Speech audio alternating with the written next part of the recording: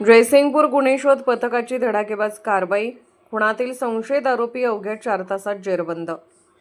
येथील post office पाठीमागील रस्त्यावर गुरुवारी दुपारी घडलेल्या खून प्रकरणातील संशयित आरोपीला जयसिंगपूर पोलिसांच्या गुन्हे शोध पथकाने अवघ्या 4 तासात जेरबंद करत पोलिसांच्या तत्परतेचे दर्शन घडवले.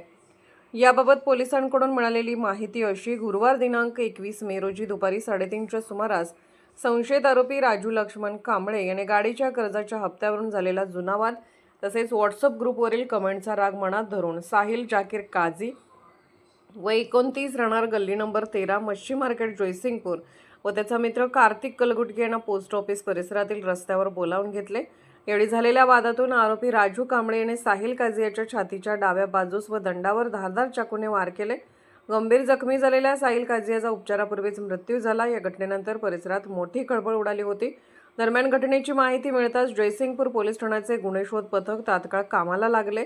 संशयित आरोपीचा शोध सुरू असताना पथकातील पोलीस नाईक ताहिर मुल्ला यांना गोपनीय बातमीदारामार्फत आरोपी हा म्हैसाळ तालुका मिरज येथे असल्याची माहिती मिळाली. माहिती मिळताच पोलिसांनी तातडीने म्हैसाळ येथे सापळा रचून संशयित आरोपी राजू लक्ष्मण कांबळे वय 37 याला शिताफीने ताब्यात घेतले. त्यानंतर त्यास जयसिंगपूर पोलीस ठाण्यात आणून चौकशी करण्यात आली.